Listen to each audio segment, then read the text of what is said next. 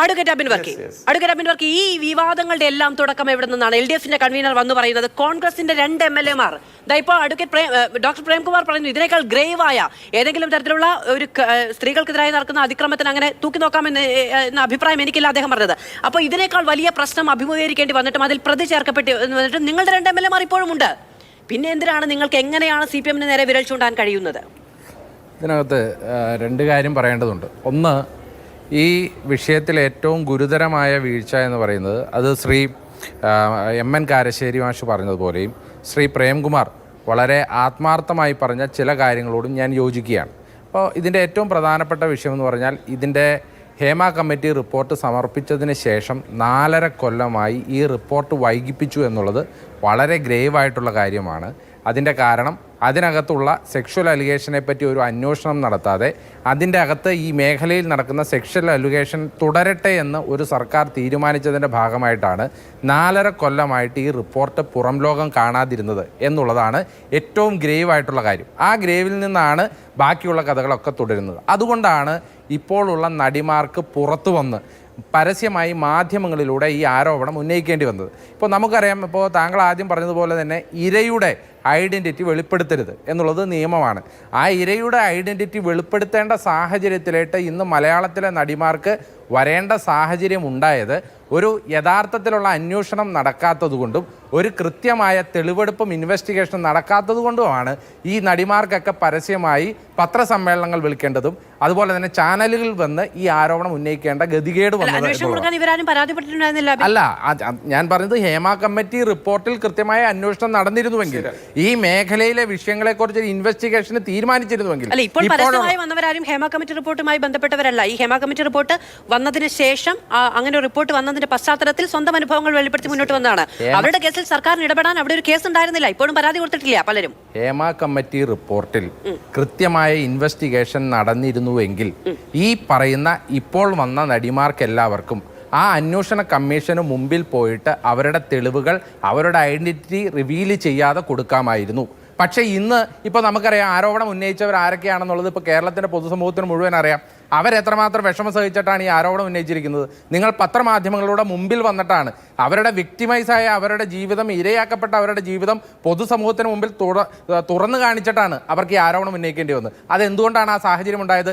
Hema committee റിപ്പോർട്ടിന്മേൽ justice Hema പറഞ്ഞതുപോലെ ഒരു വലിയ സെക്ഷൽ അലിഗേഷനുകൾ, സെക്ഷൽ എക്സ്പ്ലോയിറ്റേഷൻ ആ ഫീൽഡിൽ നടക്കുന്നുണ്ട് എന്ന് അറിഞ്ഞിട്ട് സർക്കാർ കൃത്യമായ ഒരു അന്വേഷണം നടത്തിയിരുന്നെങ്കിൽ ഇവർക്കാർക്കും ഇവരുടെ ഐഡന്റിറ്റി റിവീൽ ചെയ്യേണ്ടി വരില്ലായിരുന്നു. അതാണ് 4.5 കൊല്ലമായി ഇത് കോൾഡ് ഫ്രീസറിൽ വെച്ചതിൻ്റെ ഏറ്റവും വലിയ പരിണിത ഫലം എന്ന് പറയുന്നത്. അത് തന്നെയാണ് ശ്രീ പ്രേംകുമാറും ശ്രീ MN കാരശ്ശേരി മാഷും പറഞ്ഞത്. അതാണ് ഒന്നാമത്തെ കാര്യം. ഇനി രണ്ടാമത്തെ കാര്യം, നിങ്ങളിപ്പോൾ ഇവിടെ MLA-മാരുടെ കാര്യം പറഞ്ഞു. ഇപ്പോൾ ആദ്യം ശ്രീ M. വിൻസെന്റിന്റെ കാര്യം നിങ്ങൾ ശ്രീ പ്രേംകുമാർ പറഞ്ഞത് മറ്റൊരു ആംഗിളിലാണ്. ശരി, അത് അവിടെ വിട്ടേക്കാം. ഞാൻ എൻ്റെ അഭിപ്രായമാണ് പറഞ്ഞത്, അത് അവിടെ നിൽക്കട്ടെ. ഇനി രണ്ടാമത്തെ കാര്യം, ഇവിടെ ശ്രീ M. വിൻസെന്റിന്റെ കാര്യം നിങ്ങൾ പറഞ്ഞു. ശ്രീ M. വിൻസെന്റിന്റെ കേസ് വന്നത് എങ്ങനെയാണ്? ആ കേസ് വന്നപ്പോൾ തന്നെ അതിൻ്റെ FIR ഉൾപ്പെടെയുള്ള കാര്യങ്ങളിൽ സാക്ഷി പട്ടികയിലുണ്ടായിരുന്ന ആരാണ്? CPM-ന്റെ പഞ്ചായത്ത് മെമ്പർമാർ, DYFIയുടെ ബ്ലോക്ക് ഭാരവാഹികൾ, DYFIയുടെ ബാങ്ക് ഡയറക്ടർ ബോർഡ് മെമ്പർമാർ. കൃത്യമായ ഒരു പൊളിറ്റിക്കൽ കുക്കപ്പ് കേസുകളാണ് എന്നുള്ളത് അന്ന് ഞങ്ങൾ കൃത്യമായി പറഞ്ഞു. അപ്പൊ അദ്ദേഹം അതിനുശേഷം ജയിലിൽ പോയി. Political കേസാണെന്ന് M. മുകേഷ് പറയുന്നുണ്ട് ഇല്ലേ? അല്ല, അതായത് ശ്രീ M. വിൻസെന്റിനെതിരെ ഒരു പരാതിയാണ് വന്നത്. ശ്രീ M. മുകേഷിനെതിരെ ഓരോ ദിവസവും ഓരോ പരാതിയാണ് വന്നത്. ഇന്നത്തോടു കൂടി 4 പരാതിയായി. അതായത് ഒരു മേഖലയിൽ തൊഴിൽ ചൂഷണം നടക്കുന്നതിൻ്റെ ഭാഗമായി ലൈംഗിക അതിക്രമം നടക്കുന്നു എന്നുള്ളതാണ് പരാതി. ഓരോ ദിവസവും ഓരോ ആളുകൾ വന്ന് അലിഗേഷൻ പറയുകയാണ്. ശ്രീ M. വിൻസെന്റിനെതിരെ ഉണ്ടായത് ഒരു കേസാണ്. ആ കേസിൽ തന്നെ സാക്ഷി പട്ടികയുടെ എണ്ണം നിങ്ങൾ പരിശോധിക്കണം. മുഴുവൻ DYFIയുടെയും SFIയുടെയും അവിടുത്തെ CPM-ന്റെ ലോക്കൽ നേതാക്കന്മാർ, ആ നേതാക്കന്മാരെ സാക്ഷി പട്ടികയിൽ വെച്ചുകൊണ്ടാണ്. ഒരു രാഷ്ട്രീയ പ്രസ്ഥാനത്തിൽ പ്രവർത്തിക്കുന്നുണ്ട്, ഒരു ക്രൈം നടന്നിട്ടുണ്ടെങ്കിൽ അതിന്റെ സാക്ഷി പട്ടികയിൽ വരാൻ പറ്റില്ല.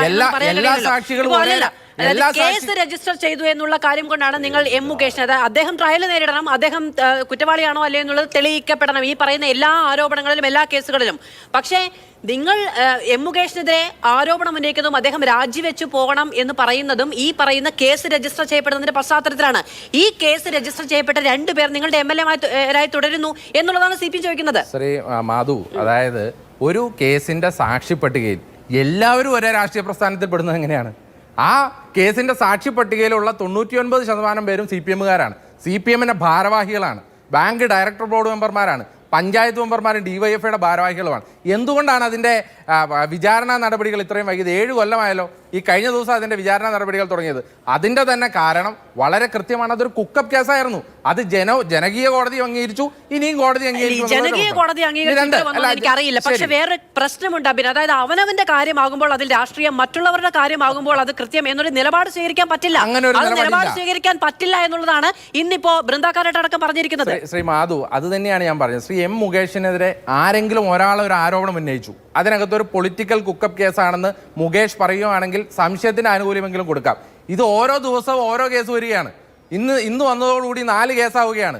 ഹേമ കമ്മിറ്റി റിപ്പോർട്ടിൽ ഇദ്ദേഹത്തിന്റെ പേരുണ്ടോ ഇല്ലയോ എന്നുള്ളത് സർക്കാർ പുറത്തുവിട്ടാൽ മാത്രമേ നമുക്ക് അറിയാൻ പറ്റുകയുള്ളൂ. അതുകൊണ്ടാണ് ശ്രീ എം മുകേഷിന്റെ കാര്യത്തിൽ ഇത്ര ഗ്രേവ് ആയിട്ടുള്ള ഒഫൻസ് ആകുന്നത്. ശ്രീ എൽദോസ് കുന്നപ്പള്ളിയുടെ കാര്യം ഇവിടെ പറഞ്ഞു, അതും ഗ്രേവ് ആണെന്ന് പറഞ്ഞു.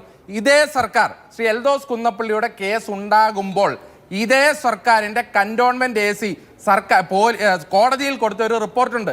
ആ റിപ്പോർട്ടിൽ പറയുന്നത് ആരോപണം ഉന്നയിച്ച ആ വ്യക്തി സ്ഥിരമായി ഹണി ട്രാപ്പ് നടത്തുന്ന ആളാണെന്ന് ഈ സർക്കാരിന്റെ കീഴിലുള്ള കന്റോൺമെന്റ് AC കൊടുത്ത ഒരു റിപ്പോർട്ടുണ്ടായിരുന്നു. അപ്പൊ അങ്ങനെ ഒരു കന്റോൺമെന്റ് AC ഈ സർക്കാരിന്റെ കാലഘട്ടത്തിൽ കൊടുത്ത ഒരു റിപ്പോർട്ട് ഉണ്ടാകുമ്പോൾ അതൊരു ഹണി ട്രാപ്പ് കേസാണ് എന്ന് സംശയം അത് സ്വാഭാവികമായിട്ടുണ്ടാവും. അത് രണ്ടും ഒറ്റപ്പെട്ട സംഭവങ്ങളാണ്. സാമ്പത്തികമായ ബ്ലാക്ക് മെയിൽ ആണ് എന്ന് മുകേഷും പറയുന്നുണ്ട്.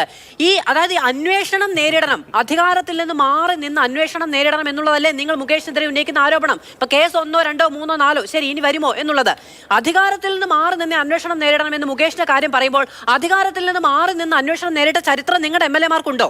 അതായത് ഞങ്ങൾ പ്രതിപക്ഷത്തിരിക്കുന്ന 2 MLA-മാർ, ഞാൻ ആദ്യം പറഞ്ഞതുപോലെ തന്നെ ഈ കേസിന്റെ സാഹചര്യം ഇതാണെന്നിരിക്കെ ഞങ്ങൾക്ക് ഈ ഭരണപക്ഷം നടത്തുന്ന ഇൻവെസ്റ്റിഗേഷനിൽ ഏത് രീതിയിൽ സ്വാധീനിക്കാൻ പറ്റുമെന്നാണ് നിങ്ങൾ പറയുന്നത്? അല്ല, അന്വേഷണത്തെ കേസ് രജിസ്റ്റർ ചെയ്യപ്പെട്ടപ്പോഴല്ലേ അബിൻ മുകേഷ് രാജിവെക്കണമെന്ന് നിങ്ങൾ പറഞ്ഞത്?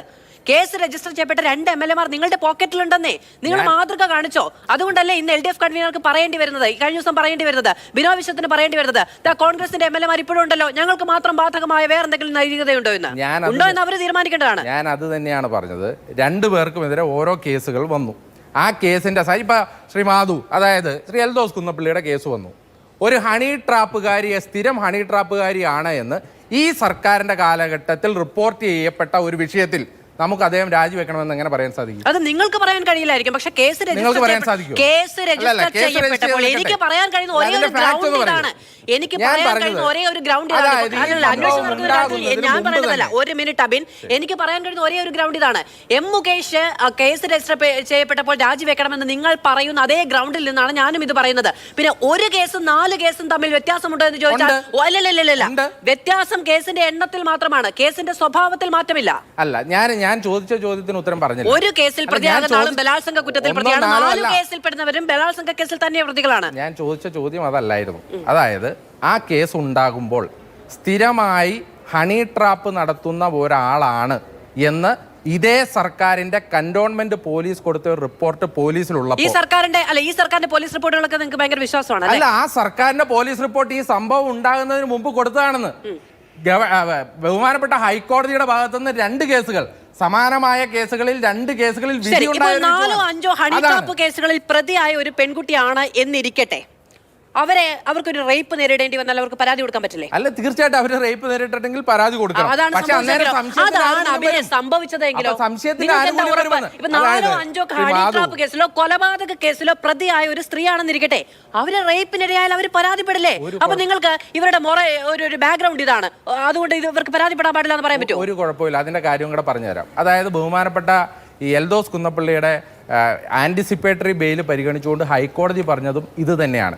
ഏതൊരു കേസിൻ്റെ നിയമവശം എടുത്താലും അവരുടെ ബാക്ക്ഗ്രൗണ്ട് ഹിസ്റ്ററി പ്രധാനമാണ്. ഈ 4 5 ഹണി ട്രാപ്പ് കേസുകൾ ഉണ്ടായതുകൊണ്ട് തന്നെയാണ് ഈ ശ്രീ എൽദോസ് കുന്നപ്പള്ളിക്ക് ആൻറ്റിസിപ്പേറ്ററി ബെയിൽ കിട്ടിയത്.